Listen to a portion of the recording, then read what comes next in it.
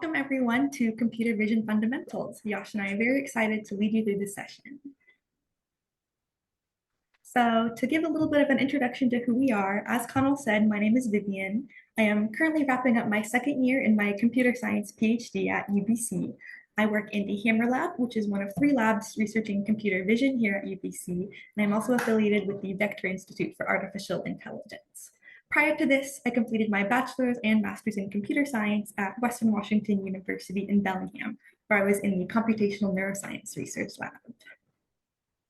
I'm Yash. I did my undergrad at UBC, and I'm about to start my master's in ECE at UBC as well. Awesome. So we're going to start by just going over some of our goals for this talk. So by the end of it, we hope that you will come away with an understanding of the history of computer vision, some of the intuition behind a few foundational vision architectures, including convolutional neural networks, or CNNs, vision transformers, or VITs, and vision language models, or VLMs. Next, we hope that you will gain a knowledge of foundation models and how vision and language can intersect. And then we're going to wrap up with some of the open challenges in computer vision today, and we hope that you'll gain some awareness and mindfulness of the ethical considerations behind this technology. We'll also have in the bottom of some slides, we'll have in blue some recommended papers for further reading if you guys are interested. Awesome. So to start, what is computer vision? I'd like you all to take a few seconds to look at this image. Try counting as many objects as you can, recognizing if they are pedestrians, cars, buses, maybe noticing the depth of the image, what you can see in the back versus the front.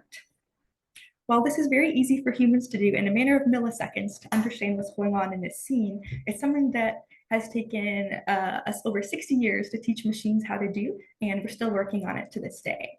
So all in all, computer vision is, I would define it as the field of teaching computers how to process and understand images of the natural world.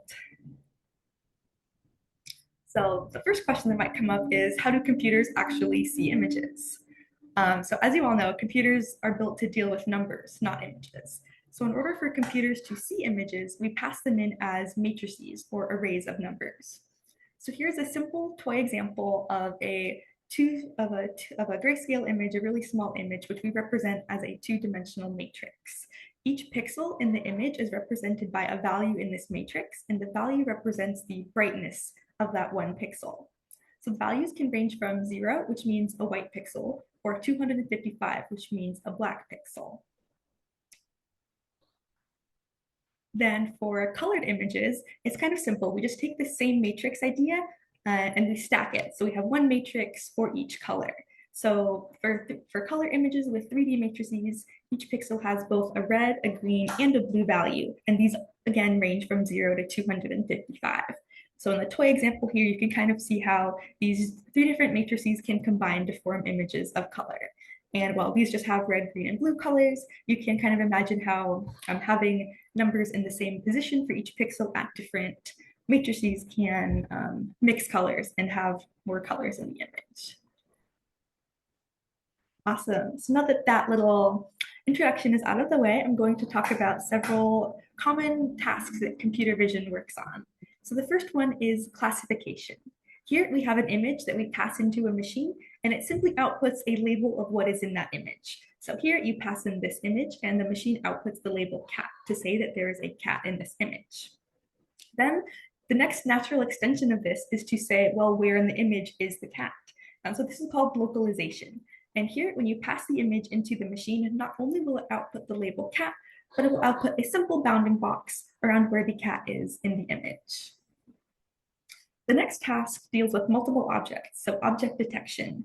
This not only produces bounding boxes for each object in the image, but corresponding labels for each of the bounding boxes. So here it identifies both a cat and a dog and where both of them are in the image. And then finally, the last kind of common task I'll go over is instance segmentation. So this takes localization to the next level. So instead of saying, here's a box where roughly there is a cat in the image, it will actually classify each pixel as being in that object or not. So here the dog and the cat are now outlined, and the pixels inside of them are filled in to kind of say, here is exactly where these objects are in the image. So these first two, classification and localizations, can deal with single objects, but then object detection and segmentation can handle multiple objects.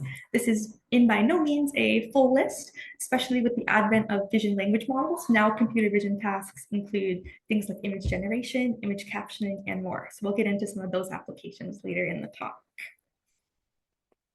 Awesome. So I'd like you guys, if you can, take a second to kind of think of how computer vision might already show up in your everyday lives. I have some examples that I'll share. So for classification, I'm kind of getting into birding, and there's this app called Merlin where you take a picture of a bird and it'll tell you what kind of bird it is. And so that's one example from my life of where I use classification models. Then for localization, if anyone uses Face ID on their phones, the camera not only has to detect that there is a face, but it has to do a bounding box of where the face is before it can perform the recognition. I personally love Face ID because it lets me get into my twin sister's phone without needing her password. And then for object detection, if any of you out there are cat owners like me, you may be interested in at some point getting one of those little robot cameras that kind of just keeps an eye on your pet throughout the day. This requires object detection to kind of see where in your house your cat might be, and then localization of where your cat is in the image and what they're up to. And then finally, for instance segmentation, the best example I could come up with of this is the Zoom backgrounds that kind of take your profile and can apply a background behind it.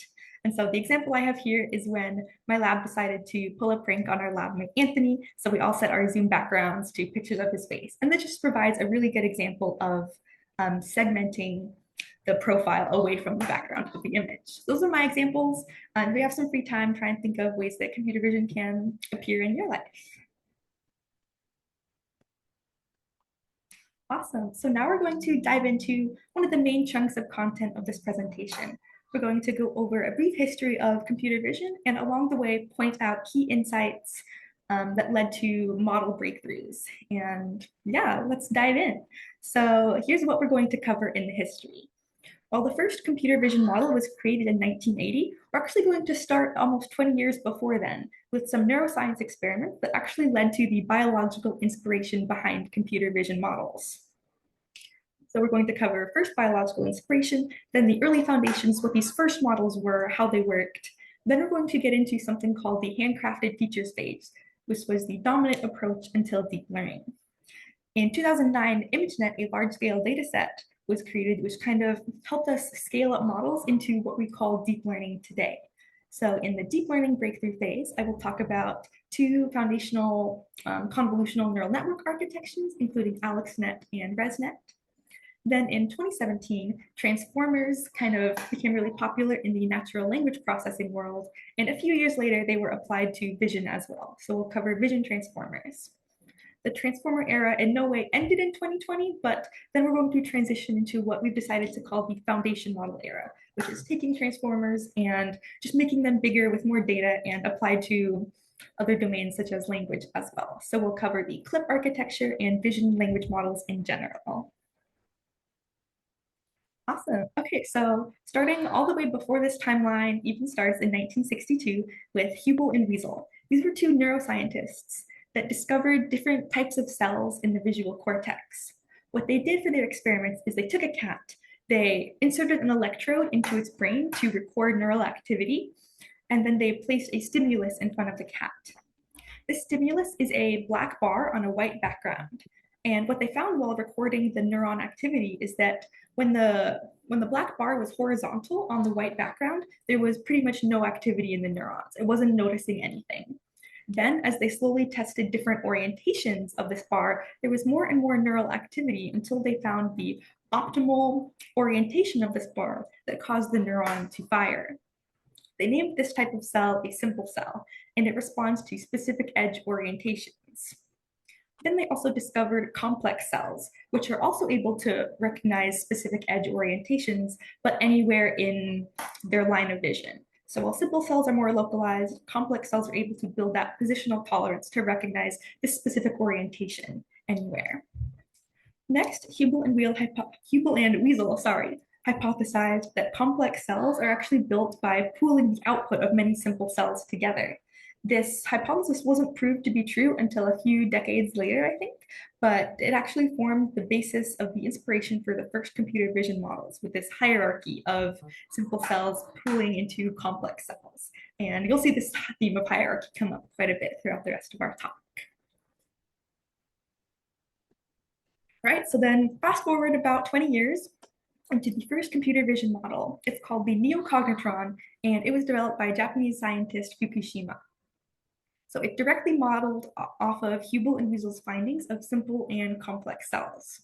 So in the diagram here, the input layer is going to be an input image.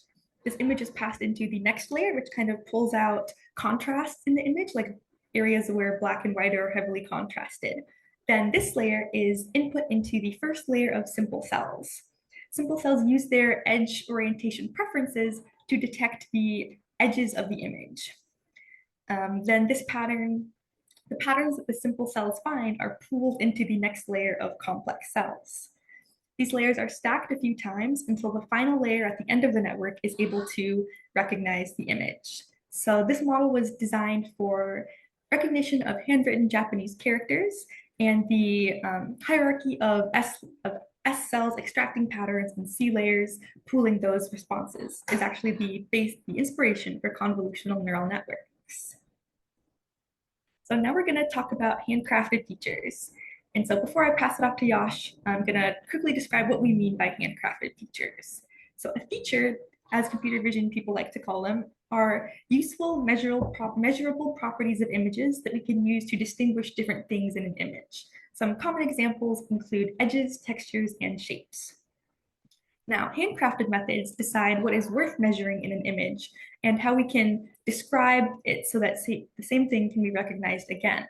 So these handcrafted features are able to kind of decide what is useful in an image with rules that are hand-coded by computer scientists. So it doesn't need any learning from data. So then Yash will get into one of these methods and then I'll cover another as well. Okay, so before you feed your image into some learning algorithm, you might want to find key points in an image, what is important, what isn't important. And this method called scale invariant feature transform was developed at UBC to do exactly that. It identifies key points in an image, and you can use those in the if for any kind of downstream task like classification or localization. Awesome. So SIFT is very good at finding this sparse set of distinctive key points in an image, and it can use this to match the same object across different photos.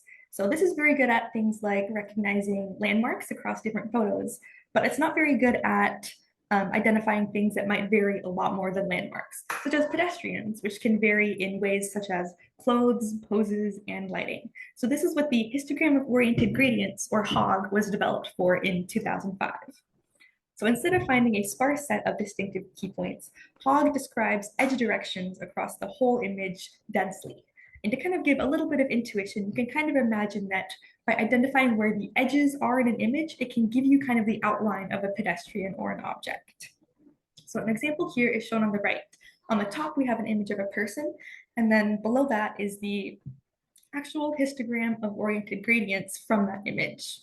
It might look a little creepy, but you can see that it does a good job of outlining the person and their key features. And each cell in this histogram of oriented gradients is, as you can tell by the name, a histogram. So how we compute this is first you divide an image into a grid of cells. Then for each pixel, you compute the gradient magnitude and direction. And then you aggregate those pixel values into orientation histograms for each cell. Then you normalize the histograms over larger blocks to gain invariance to lighting or contrast.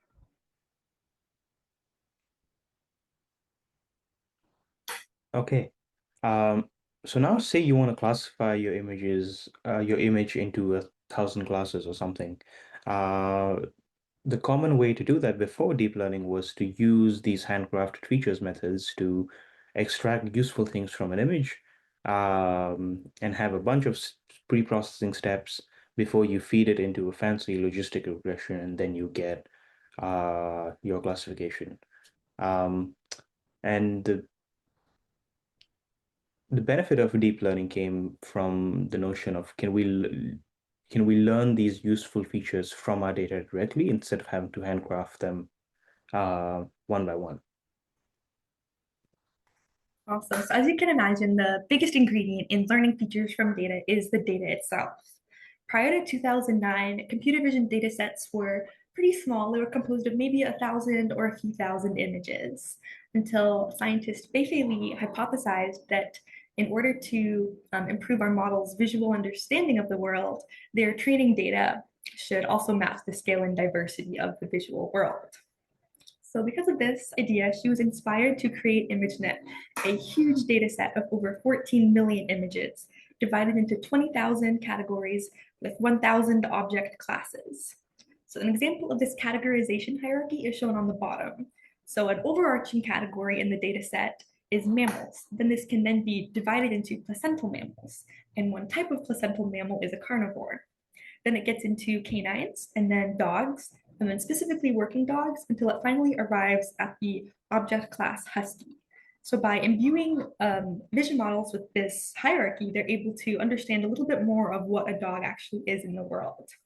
So for each of these categories, there are many, many, many example images that were handpicked and then hand annotated. So for each image in the data set, somebody had to go through, say what is in the image, and then provide a bounding box over where that object is in the image. So crowdsourcing was really important, and this data set did take a few years to be created.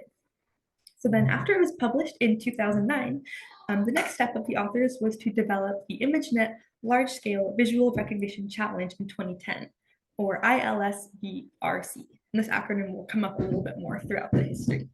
So the idea of this benchmark was to be able to measure progress of current computer vision models on image classification at a larger scale than had ever been done before.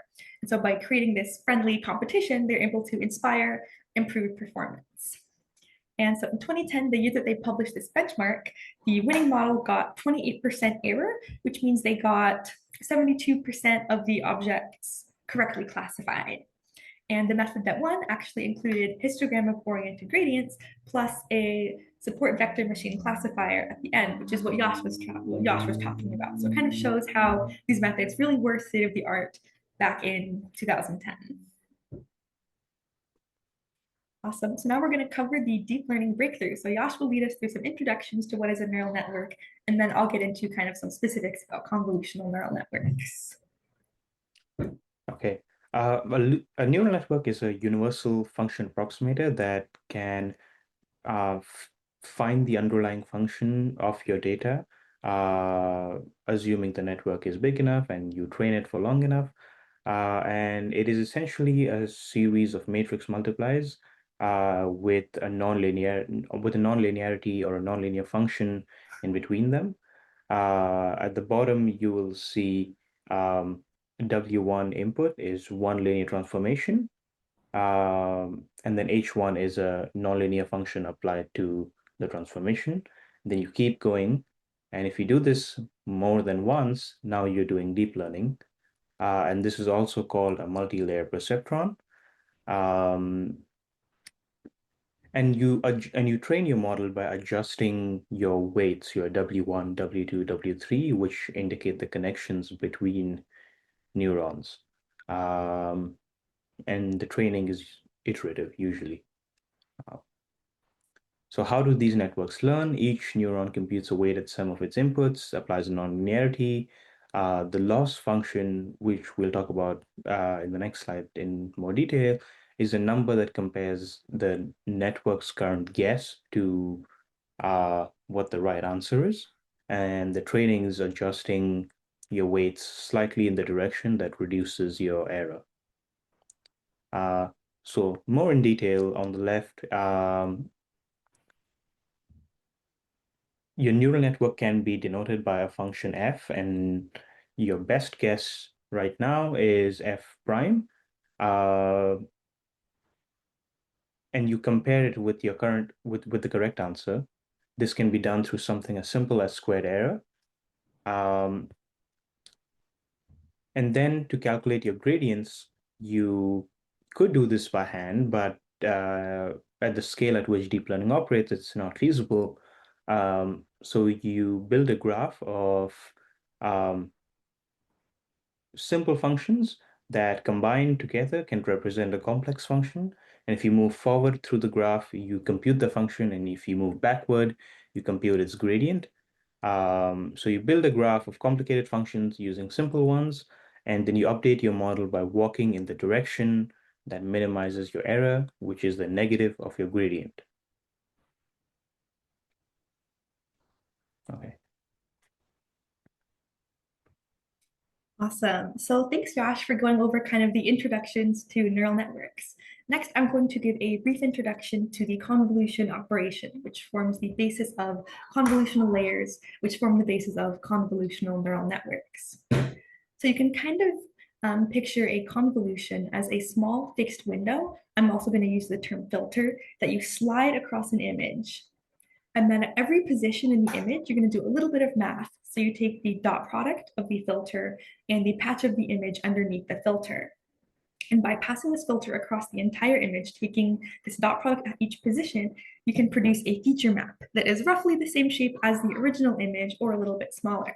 However, instead of each value in this feature map representing a pixel like in the image, now each value represents how strongly the pattern of the filter showed up at this location in the image.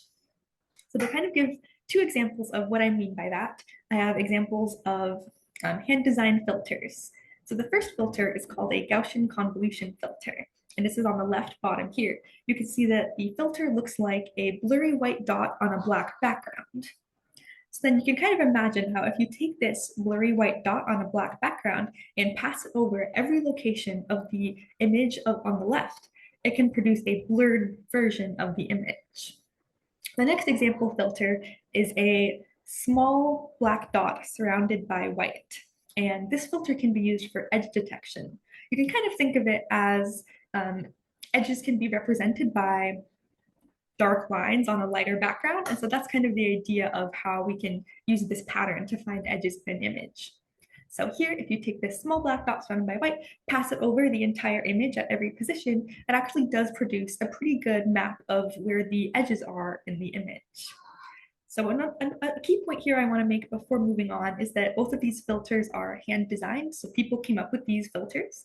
However, in convolutional neural networks, we actually have the networks learn what these filters are. So we'll start these filters by initializing them with random numbers, and then by the end of training, the network will learn what is a good filter to use to extract patterns for classifying these images. And later on, we'll have a brief example of what some of those learned filters can actually look like. So now that you know what convolutions are, the next question that might come up might be, why do we want to use these in neural networks? So the first big idea is parameter efficiency. So instead of learning a weight for every pixel for every neuron in the next layer of a network, the idea of just learning the small convolutional filter and reusing it everywhere in the image allows us to improve parameter efficiency. So by learning less parameters in the first place, then we can have models that are more efficient. Next, convolutions are very helpful with hierarchical feature extraction. So when we have convolutions stacked on top of each other, the first convolution that passes over the original input image can extract things that are simple and low level, such as the edges. Then when this feature map gets passed into the next convolution, it can start to learn more higher level features in an image, including parts, and then objects, until you're finally able to gain an understanding of the whole image.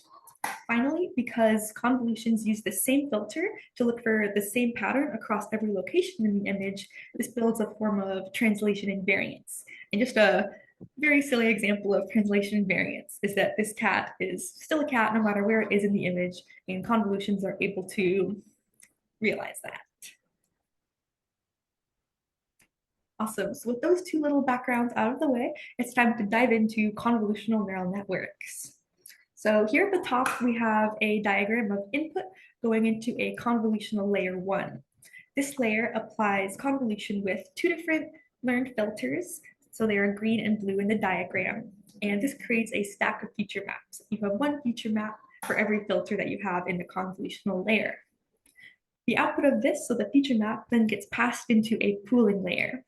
Pooling layers aggregate regions to kind of shrink the feature maps. And one benefit of this is reducing the amount of computation required, but also improving the amount of the image that the filters can view. So you can imagine the filter stays the same size, but when these pooling layers make the feature map smaller, it allows the filter to see more of the image in itself. And I have a small example of what two strategies for pooling are on the right. So we have a 4x4 matrix that's divided into 4 different sections. Max pooling is going to take the largest number in each section and use that to represent the matrix. And then average pooling is going to take the average out of each value in the little grid that it's looking at. And so in this way, pooling also keeps the strongest signals while reducing background noise. And so after the first pooling layer, then the output gets passed into the second convolutional layer that now works on the output of the pooling layer. Again, there are 2 filters. Again, this is passed into another pooling layer. And then finally, we have some dense layers at the end.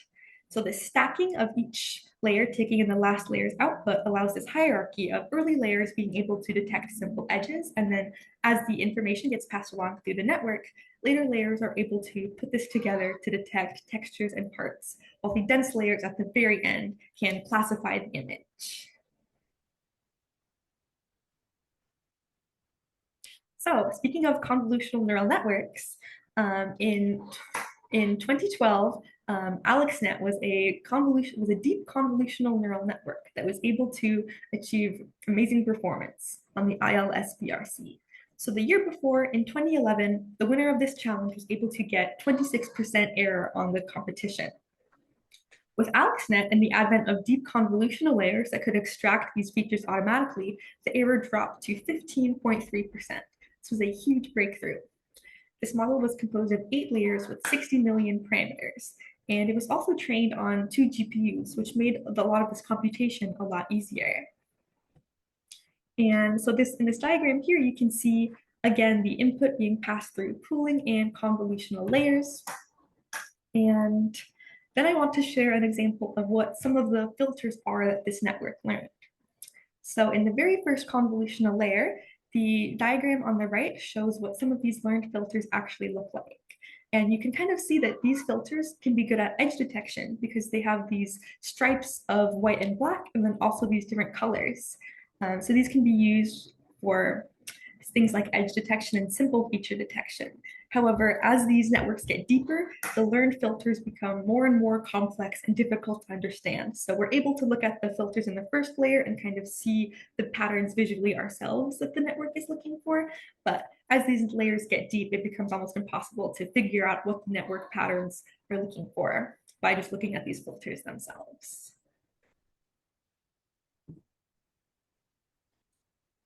So with convolutional neural networks kind of initially taking off, the first question people might be tempted to ask after AlexNet is, why not just go deeper and build deeper and deeper networks beyond 8 layers like AlexNet?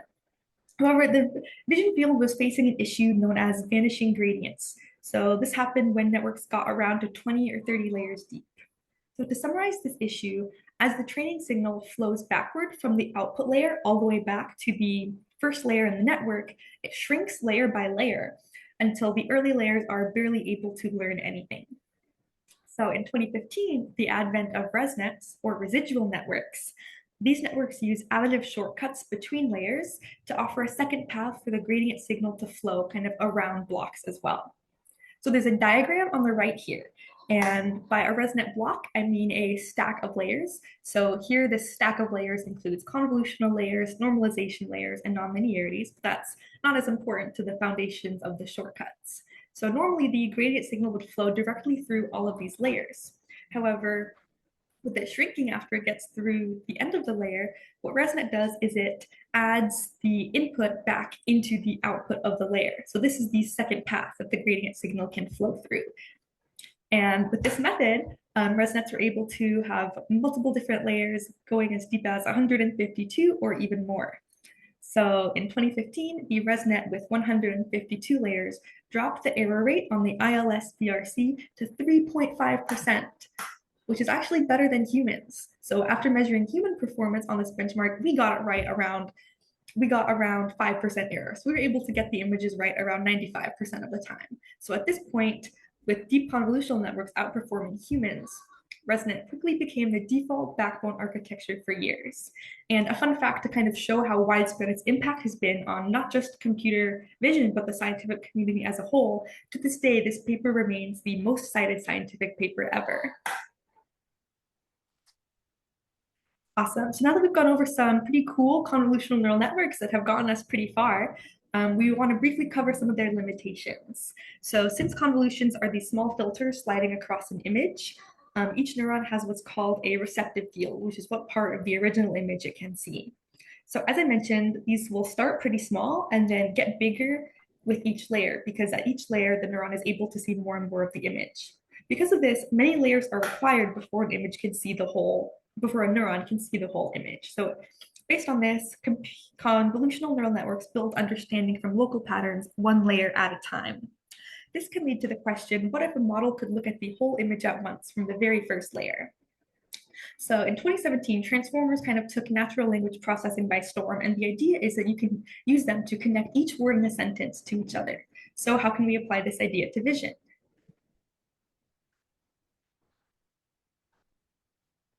Yes. So before we talk about transformers, let's look at how we prepare an image to feed into a transformer. So you take an image and you cut it up into many different patches, and each of those patches now become a unit that goes into your transformer. Why patches? Because if we do this with every pixel, there will just be too many of them. Um, so attention is a mechanism by which you can have different units in a sequence communicate information between each other. So in this example on the left, on some text, you can see this word making is paying attention to more and difficult. Um, this is just for that word, but every other word in the sequence can pay attention to every other word in the sequence. Uh, and it gives you a way of the it gives the model a way to look at what is the important thing in the image or in some text before making a decision. On the right, you can see attention being applied to the face of a dog or the wings of an airplane, which the model can then use downstream to decide, oh, this is a dog or an airplane. How do vision transformers work? They do this patchification of your image and they feed it into the transformer. There are many layers of the transformer that are applied, and at the very end, on the outputs of your transformer, you apply a small neural network or multi-layer perceptron uh, that gives you your final classification of bird, dog, human, cat, etc. Now, within the transformer, you have the multi-head attention that we talked about in the last slide, just scaled up and divided into many units per layer. And the MLP is just a neural network um, that we also talked about before. And the arrows that you see here um, show that this ResNet or residual architecture is still being used in transformers to this day. And the normalization um, scales and shifts your computation so that things stay clean and don't change too rapidly. Transformers do have less clear of a bias towards images, but the architecture is so efficient that it lets us scale to bigger models and much bigger data sets.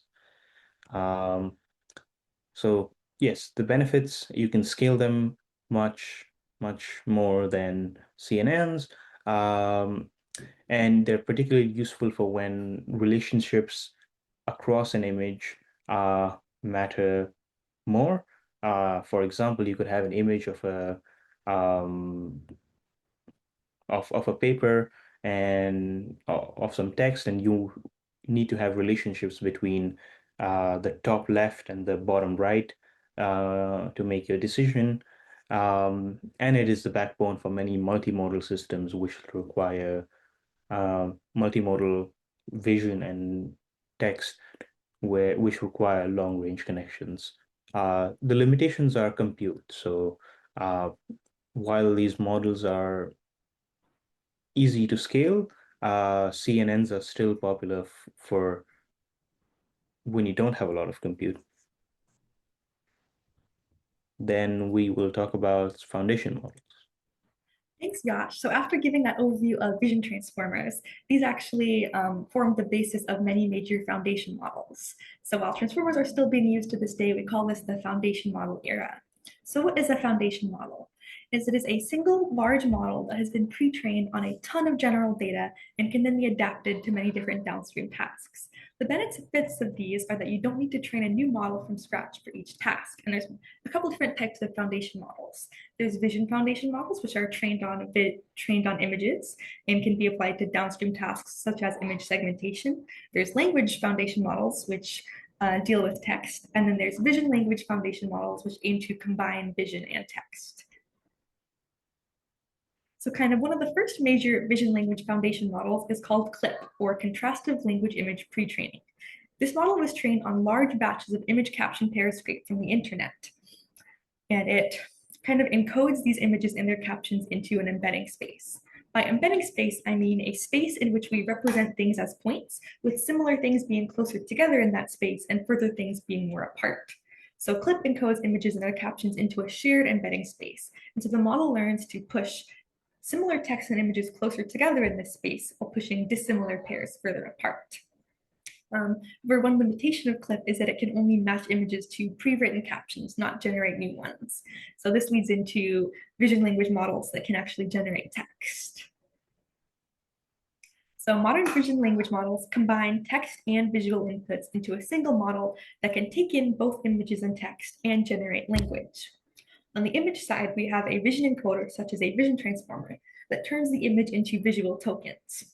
These visual tokens are passed into the language model along with text tokens, such as instructions. And the language model actually treats these visual and text tokens the same way. So this is how we're able to connect vision and language models. Some of the applications of vision and language models include image captioning and descriptioning, visual question answering, and reasoning across images and texts together. So for example, looking at an image of a receipt and answering questions about it that requires understanding the text. Awesome, so that kind of closes out the history and architecture section.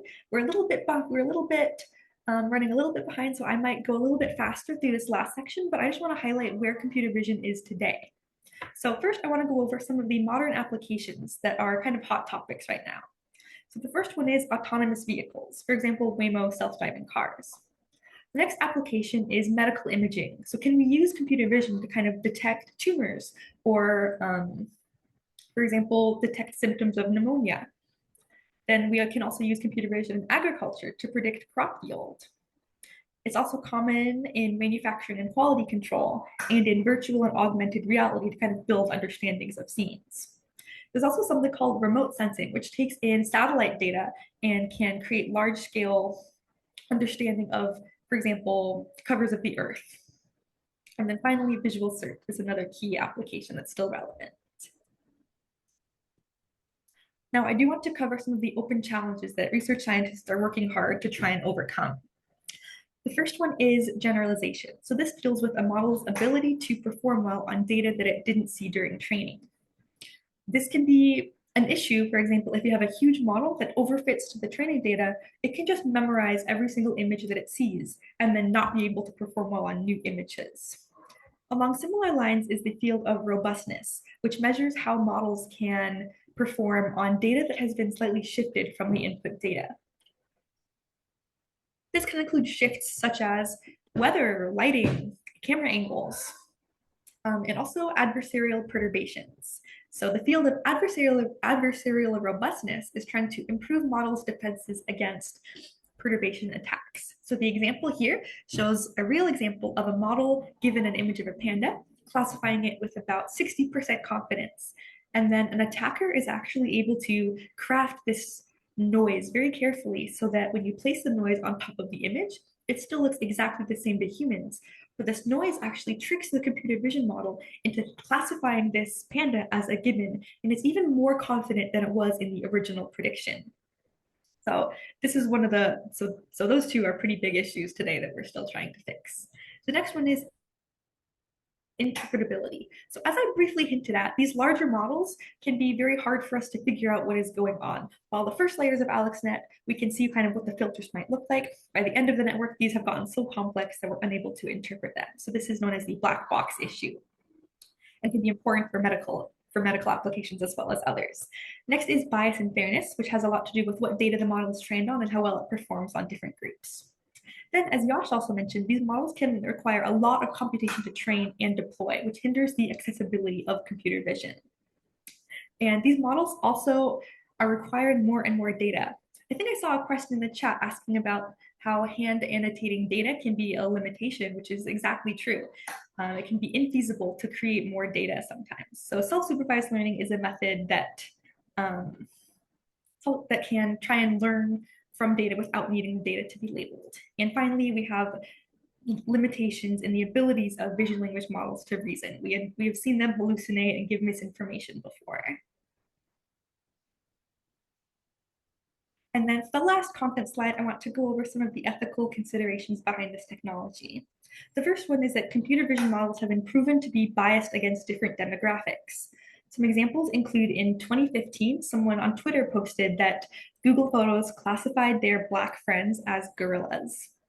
While Google Photos rectified that exact problem, it still persists today. And then another ethical consideration is facial recognition, misidentification, and kind of how we rely on these systems to make decisions in society. So there are an example of a Black man being wrongfully arrested because of incorrect facial recognition, which is shown to perform worse on people of color. Then briefly, I want to mention surveillance and consent because computer vision can enable large-scale tracking and identification without consent. Next is deepfakes, which are becoming more and more of a huge problem. Some examples include in political applications and in the nudification of minors, such as in Grok AI.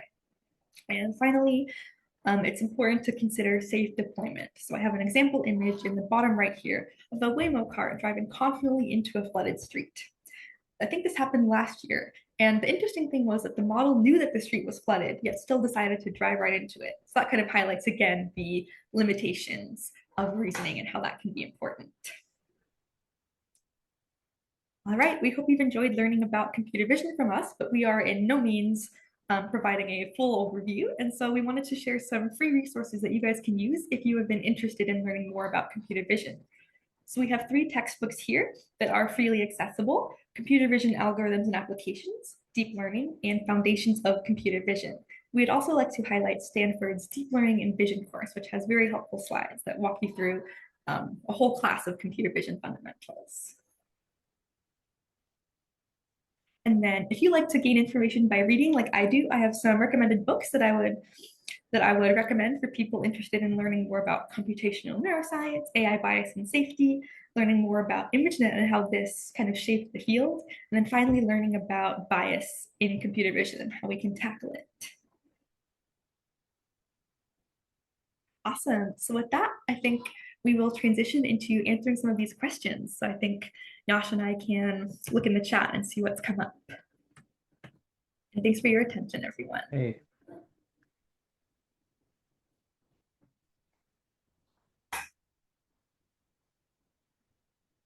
Ooh, I see that a lot of people want to be in touch with us, so they're asking if our contact info is at the end. We did not include this on the slide. If I paste, maybe we can paste our emails in the comments, and then that can be broadcasted to Twitch somehow. Okay. Okay, thanks so much. Okay, so I'm pasting my email.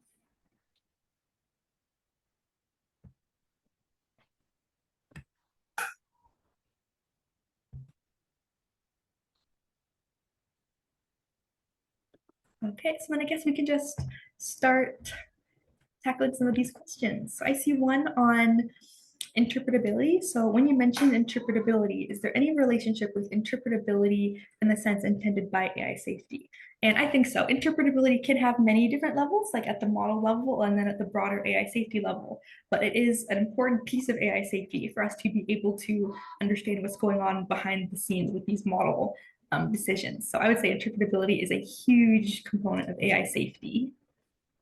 Yes, interpretability researchers have found parts of models that correspond to cacophony and lying and all kinds of horrible things that you don't want your model to do, and understanding and studying them is extremely useful.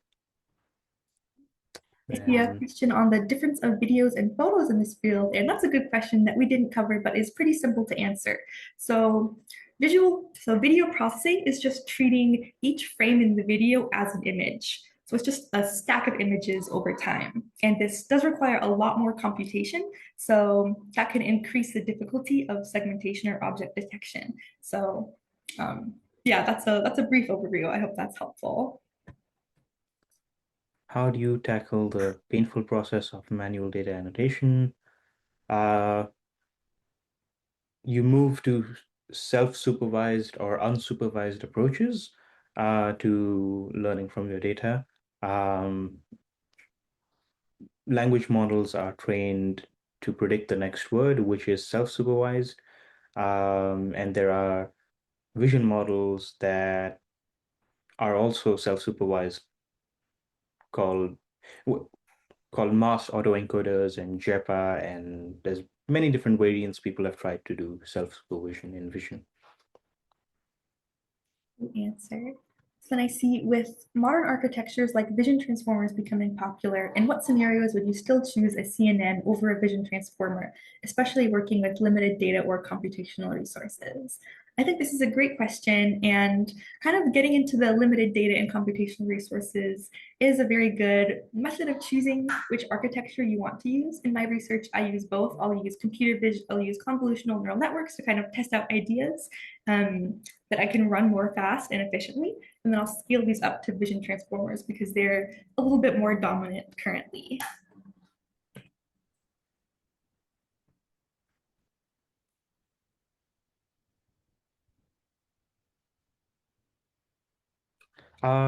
Clinical text as input, there are models that are trained on medical data and are also multimodal. So VLMs trained for medicine exist, and um, they're still improving. That's true. I'm not too familiar with these clinical applications myself, but yeah, I think that might be a good answer for that.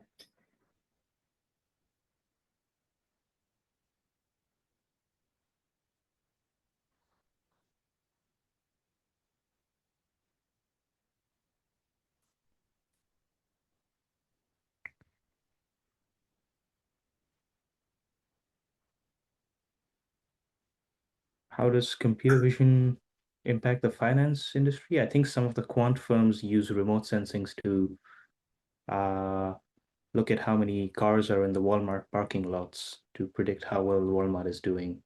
Oh, Uh, interesting. so yeah, state space models. Uh, I'm sure people are using them in computer vision, but I'm not too familiar with state space models. Same here.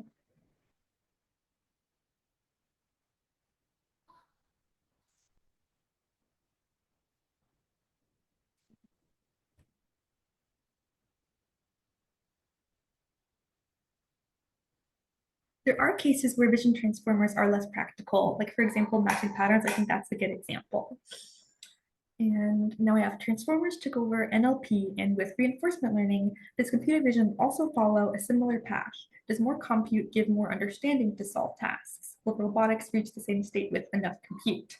I think that is a really important question because compute has been a huge advantage of computer vision and has enabled um, a lot of these breakthroughs.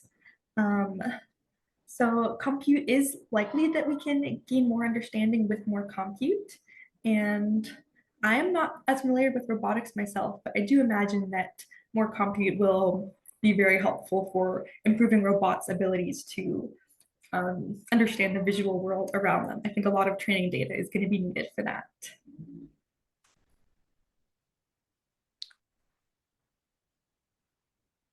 Is there a unified approach for evaluating image quality?